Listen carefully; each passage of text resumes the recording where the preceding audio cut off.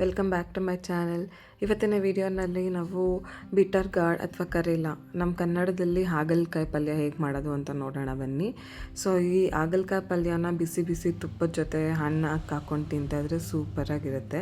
So ಇದನ್ನು ಮಾಡೋದಕ್ಕೆ ನಾವಿವಾಗ ಎಲ್ಲ ಕ್ಲೀನಾಗಿ ಹೆಚ್ಚಿ ಬೀಜನೆಲ್ಲ ತೆಗೆದು ಒಂದು ಸ್ವಲ್ಪ ಹೊತ್ತು, ಒಂದು ಅರ್ಧ ಗಂಟೆ ಇಲ್ಲ 1 ಅವರು ಉಪ್ಪು ಮತ್ತು ಅರಿಶಿನ ಹಾಕ್ಬಿಟ್ಟು ನಾನು ಎತ್ತಿಟ್ಕೊಂಡಿದ್ದೀನಿ. ಸೊ ದಟ್ ಅದು ಸ್ವಲ್ಪ ಕಹಿ ಕಮ್ಮಿ ಆಗುತ್ತೆ ಅನ್ನೋದಕ್ಕೋಸ್ಕರ. ಈಗ ನೆಕ್ಸ್ಟು ಅದು ಏನು 1 ಅವರ್ ಬಿಡ್ತೀವಿ ಅದನ್ನು ಎತ್ತಿಟ್ಬೇಕಾಗತ್ತೆ. ಈಗ ಸೈಡಿಗೆ ನಾನು ಒಂದು ಬಾಣಲಿ ಇಟ್ಕೊಂಡು ಅದಕ್ಕೆ ನಾನು ತುಪ್ಪ ಹಾಕ್ಕೊಂಡು ಅದಕ್ಕೆ ಸಾಸಿವೆ ಹಾಕ್ಕೊಂಡಿದ್ದೀನಿ. ಸಾಸಿವೆ ಚೆನ್ನಾಗಿ ಸಿಡಿಬೇಕು. ಆನಂತರ ನಾನಿವಾಗ ಕರ್ಬೇವಿನ ಸೊಪ್ಪನ್ನ ಹಾಕ್ಕೊಂಡಿದ್ದೀನಿ.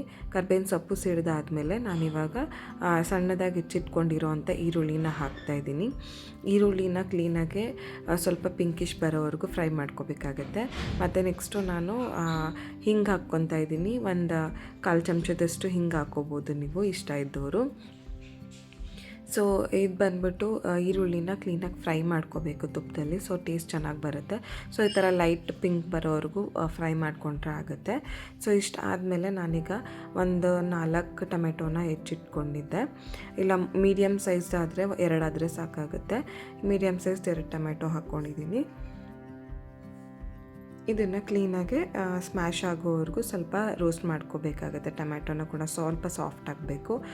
ಆಮೇಲೆ ಅದನ್ನು ಮುಚ್ಚಿ ಸೈಡಿಗೆ ಎತ್ತಿಟ್ಕೋಬೇಕು. ಅದು ನೆಕ್ಸ್ಟು ನಾನಿವಾಗ ಆವಾಗಲೇ ಇಟ್ಟಿದ್ದೆ ಅದನ್ನು ಸ್ವಲ್ಪ ನೀರನ್ನ ಹಿಂಡ್ಕೊತಾ ಇದ್ದೀನಿ. ಯಾಕಂದರೆ ಅದರಲ್ಲಿರೋ ಸ್ವಲ್ಪ ಕಹಿ ಅಂಶ ಏನಿದೆ ಮಕ್ಕಳು ತಿನ್ನೋದಿಲ್ಲ ಅಂದ್ಬಿಟ್ಟು ನಾನು ನೀರನ್ನ ಹಿಂಡ್ಕೊತಾ ಇದ್ದೀನಿ. ನೀರು ಕೆಲವೊಬ್ಬರು ಹಿಂಡಿದ್ರೆ ಅದರಲ್ಲಿರೋ ಅಂಶ ಎಲ್ಲ ಹೊಟ್ಟೋಗುತ್ತೆ ಅನ್ನೋರು ಹಾಗೆ ಕೂಡ ಹಾಕ್ಕೋಬೋದು. ಲೈಟಾಗೆ ನಾನು ಇವಾಗ ಹಿಂಡ್ಕೊತಾ ಇದ್ದೀನಿ. ಸೊ ದಟ್ ಅದ್ರ ಕಹಿ ಅಂಶ ಸ್ವಲ್ಪ ಕಮ್ಮಿ ಆಗುತ್ತೆ ಅಂತ. ಸೊ ಇಷ್ಟು ನೋಡಿ, ಇಷ್ಟು ಹಿಂಡ್ಕೊಂಡು ನಾನಿವಾಗ ಏನು ಟೊಮೆಟೊ ಆವಾಗಲೇ ಎಲ್ಲ ಬೇಯಕ್ಕಿಟ್ಟಿದ್ದೆ ಅದು ಇವಾಗ ಸ್ವಲ್ಪ ಸಾಫ್ಟ್ ಆಗಿದೆ. ಸೊ ಇವಾಗ ಒಂದು ಸಲ ಮಿಕ್ಸ್ ಮಾಡಿಬಿಟ್ಟು ಅದಕ್ಕೆ ನಾನಿವಾಗ ಆವಾಗಲೇ ಹಾಗಲಕಾಯಿನ ಎತ್ತಿಟ್ಕೊಂಡಿದ್ದೆ ಅದನ್ನು ಇವಾಗ ಇದಕ್ಕೆ ಹಾಕ್ಕೋತಾ ಇದ್ದೀನಿ. ಇದನ್ನು ಹಾಕ್ಬಿಟ್ಟು ಕ್ಲೀನಾಗೆ ಒಂದು ಸ್ವಲ್ಪ ಹೊತ್ತೊಂದು ಆಲ್ಮೋಸ್ಟ್ ಒಂದು 30 ಮಿನಿಟ್ಸ್ 20 ಮಿನಿಟ್ಸ್ ಅಂತ ಅಂದ್ಕೊಳ್ಳಿ. 20 ಮಿನಿಟ್ಸ್ದು ನೀವು ಬೇಯಿಸ್ಕೋಬೇಕಾಗತ್ತೆ. ಸೊ ಕ್ಲೀನಾಗೆ ಮಿಕ್ಸ್ ಮಾಡಿಬಿಟ್ಟು ಇದೆಲ್ಲನೂ ಮಿಕ್ಸ್ ಮಾಡಾದಮೇಲೆ ಕ್ಲೋಸ್ ಮಾಡಿ ನೀವು ಬೇಯಿಸ್ಕೋಬೇಕಾಗತ್ತೆ. ಬೇಯೋಕ್ಕೆ ನೀವು ಮುಂಚೆನೇ ಉಪ್ಪು ಹಾಕ್ಕೋಬೋದು. ನೀವು ನೋಡಿಕೊಂಡು ಉಪ್ಪು ಹಾಕ್ಕೊಳ್ಳಿ. ನಾನು ಇವಾಗ ಬೇಯೋಕ್ಕೆ ಮುಂಚೆನೇ ಉಪ್ಪು ಹಾಕ್ಕೋತಾ ಇದ್ದೀನಿ. ಸೊ ಲಾಸ್ಟು ಕೂಡ ಹಾಕೋತಾರೆ ಕೆಲವೊಬ್ಬರು. ನೋಡ್ಕೊಂಡು ಹಾಕ್ಕೊಳ್ಳಿ. ಯಾಕಂದರೆ ನಾನು ಆವಾಗಲೇ ಸ್ವಲ್ಪ ನೀರು ಬಿಟ್ಕೊಳ್ಳೋದಕ್ಕೋಸ್ಕರನೂ ಉಪ್ಪು ಹಾಕ್ಕೊಂಡಿದ್ದೆ. ಅದರಲ್ಲೂ ಉಪ್ಪು ಬಿಟ್ಕೊಂಡಿರುತ್ತೆ.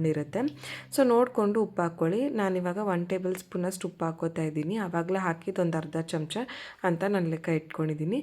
ಸೊ ನೀವು ಕೂಡ 1.5 ಚಮಚ ಅಷ್ಟು ಉಪ್ಪು ಹಾಕ್ಕೋಬೋದು. ಇವಾಗ ಉಪ್ಪು ಹಾಕ್ಕೊಂಡು ಕ್ಲೀನಾಗಿ ನಾನು ಹೇಳ್ದಂಗೆ ಒಂದು 20 ಮಿನಿಟ್ಸು ಬೇಯಕ್ಕೆ ಬಿಡಬೇಕು. ಅಟ್ಲೀಸ್ಟ್ 20 ಮಿನಿಟ್ಸ್ ಇಲ್ಲ ಅಂದರೆ ಒಂದು 15 ಮಿನಿಟ್ಸ್ ಬೇಯಕ್ಕೆ ಬಿಟ್ಟರೆ ನಿಮಗೆ ಗೊತ್ತಾಗುತ್ತೆ ಅದು ಕಲರ್ ಚೇಂಜ್ ಆಗ್ತಿರ್ಬೇಕು. ಆವಾಗ ತೆಗೆದು ಚೆಕ್ ಮಾಡಿ ಹಿಂಗೆ ಮಿಕ್ಸ್ ಮಾಡ್ತಾಯಿರಿ, ಇಲ್ಲಾಂದರೆ ತಳ ಒತ್ಬಿಡುತ್ತೆ. ಈಗ ನೋಡ್ತಿದ್ರಲ್ಲ ಈ ಥರ ಕಲರ್ ಬಂದಿರುತ್ತೆ. ಸೊ ಈ ಥರ ಕಲರ್ ಬಂದರೆ ನಿಮ್ಮದು ಬೆಂದಿದೆ ಅಂತ ಅರ್ಥ. ಸೊ ನೆಕ್ಸ್ಟು ನಾನಿವಾಗ ಮನೇಲಿರೋಂಥ ಸಾಂಬಾರು ಪುಡಿನ ಹಾಕ್ಕೋತಾ ಇದ್ದೀನಿ. ಮನೇಲಿ ನಾವು ಯೂಶ್ವಲಿ ಸಾಂಬಾರು ಪೌಡರ್ ಮಾಡಿ ಇಟ್ಕೊಂಡಿರ್ತೀವಿ, ಆ ಸಾಂಬಾರು ಪೌಡರ್ನ ಹಾಕ್ಕೋತಾ ಇದ್ದೀನಿ. ನಿಮ್ಮ ಮನೇಲಿ ಸಾಂಬಾರು ಪೌಡರ್ ಇಲ್ಲ ಅಂದರೆ ಚಿಂತೆ ಇಲ್ಲ. ಅಚ್ಕಾರದ ಪುಡಿ, ಧನಿಯಾ ಪುಡಿ ಮತ್ತು ಜೀರಿಗೆ ಪುಡಿನ ಹಾಕ್ಕೊಂಡು ಕೂಡ ಮಿಕ್ಸ್ ಮಾಡ್ಕೋಬೋದು. ಇವಾಗ ನಾನು ಸಾಂಬಾರು ಪುಡಿ ಇರೋದ್ರಿಂದ ನಾನು ಸಾಂಬಾರು ಪುಡಿ ಹಾಕ್ಕೊಂಡಿದ್ದೀನಿ. ಸಾಂಬಾರು ಪುಡಿನ ಹಾಕ್ಬಿಟ್ಟು ಕ್ಲೀನಾಗೆ ಮಿಕ್ಸ್ ಮಾಡಬೇಕಾಗುತ್ತೆ. ಮಿಕ್ಸ್ ಮಾಡಿಬಿಟ್ಟು ಒಂದು ಸ್ವಲ್ಪ ಏನು ನೀರಿದೆ ನೀರನ್ನ ಚುಮ್ಮುಕ್ಸ್ಕೊತಾ ಇದ್ದೀನಿ. ಯಾಕಂದರೆ ಸಾರಿನ ಪುಡಿ ಏನಿದೆ ಅದು ಪೂರ್ತಿ ಡ್ರೈ ಆಗಿಬಿಡುತ್ತೆ. ಸೊ ಆ ಡ್ರೈ ಆಗಬಾರ್ದು, ತಳ ಹೊತ್ಬಾರ್ದು ಅಂದ್ಬಿಟ್ಟು ನಾನು ಸ್ವಲ್ಪ ನೀರು ಚುಮ್ಮುಕ್ಸ್ಕೊಂಡಿದ್ದೀನಿ. ಸೊ ನಾನು ಆವಾಗಲೇ ಹೇಳ್ದಂಗೆ ನೀರನ್ನ ನೀವು ತೆಗ್ದಿಲ್ಲ ಅಂತಂದರೆ ನೀರು ಹಾಗೇ ಇರುತ್ತೆ. ಹಾಗಲಕಾಯಿನ ನೀರು ಹಿಂಡ್ಕೊಂಡಿಲ್ಲ ಅಂದರೆ ನೀವು ನೀರು ಚುಮ್ಸೋ ಅಗತ್ಯ ಇರೋದಿಲ್ಲ. ಸೊ ಹಾಗೆ ನೀವು ಇದು ಮಾಡ್ಕೋಬೋದು. ಇವಾಗ ನೆಕ್ಸ್ಟು ನಾನು ಇದಕ್ಕೆ ಕಾಯಿನ ಹಾಕ್ಕೋತಾ ಇದ್ದೀನಿ. ಕಾಯಿ ತುರಿ ಹಾಕಿದ್ರೆ ಸ್ವಲ್ಪ ಬಿಟರ್ನೆಸ್ ಏನಿದೆ ಅದು ಕೂಡ ಕಮ್ಮಿ ಆಗುತ್ತೆ. ಯಾಕಂದರೆ ಕಾಯಿನ ಸ್ವೀಟ್ನೆಸ್ ಬಂದ್ಬಿಟ್ಟು ಸ್ವಲ್ಪ ಇದಕ್ಕೆ ಇದಾಗುತ್ತೆ. ಬೆಲ್ಲ ಹಾಕ್ಬೋದು, ಕೆಲವರು ಬೆಲ್ಲ ಕೂಡ ಹಾಕ್ತಾರೆ. ನಾನು ಬೆಲ್ಲ ಹಾಕಿಲ್ಲ. ನೀವು ಬೇಕಾದ್ರೆ ಬೆಲ್ಲನೂ ಒಂದಿಷ್ಟು ಹಾಕ್ಕೋಬೋದು. ನಾನು ಕಾಯಿ ತುರಿನಲ್ಲೇ ಸ್ವೀಟ್ನೆಸ್ ಸರಿ ಹೋಗುತ್ತೆ ಅಂದ್ಬಿಟ್ಟು ಕಾಯಿ ತುರಿ ಹಾಕ್ಕೊಂಡಿದ್ದೀನಿ. ಸೊ ನೆಕ್ಸ್ಟ್ ನಾನು ಕೊತ್ತಂಬರಿ ಸೊಪ್ಪನ್ನ ಹಾಕ್ಕೋತಾ ಇದ್ದೀನಿ. ಕೊತ್ತಂಬರಿ ಸೊಪ್ಪನ್ನ ಹಾಕ್ಬಿಟ್ಟು ಕ್ಲೀನಾಗಿ ಮಿಕ್ಸ್ ಮಾಡ್ಕೋತಾ ಇದ್ದೀನಿ.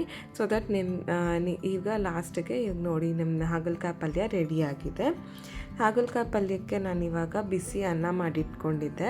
ಸೊ ಬಿಸಿ ಅನ್ನನ ಕಲಿಸ್ಕೊಂಡು ತುಪ್ಪ ಹಾಕ್ಕೊಂಡು ನೀವು ತಿಂತಾಯಿದ್ರೆ ಸೂಪರಾಗಿರುತ್ತೆ. ನಿಮಗೆ ಕಹಿ ಅನ್ನೋದೇನಿದೆ ಅನ್ನೋದೇ ಗೊತ್ತಾಗೋದಿಲ್ಲ, ಅಷ್ಟು ಚೆನ್ನಾಗಿರುತ್ತೆ. ನೀವು ಹಾಗಲಕಾಯಿನ ಟೇಸ್ಟ್ ಏನಿದೆ ಅದು ನೀವೇ ನೆಕ್ಸ್ಟಿಗೆ ತುಂಬ ಇಷ್ಟಪಡ್ತೀರ, ಅಷ್ಟು ಚೆನ್ನಾಗಿರುತ್ತೆ ಇದು.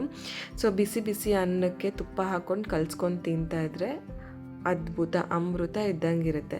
ಸೊ ಈಗ ನೋಡಿ ನಾನೀಗ ಕಲಿಸ್ತಾ ಇದ್ದೀನಿ. ನಾನು ಮನೇಲಿ ಮಾಡಿಟ್ಕೊಂಡಿರೋಂಥ ಇನ್ನೊಂದು ಸ್ವಲ್ಪ ತುಪ್ಪ ಮತ್ತು ಉಪ್ಪು ಹಾಕ್ಕೊಂಡು ಕ್ಲೀನಾಗಿ ಕಲಿಸ್ಕೊತಾ ಇದ್ದೀನಿ ಬಿಸಿ ಅನ್ನೋದ ಜೊತೆ.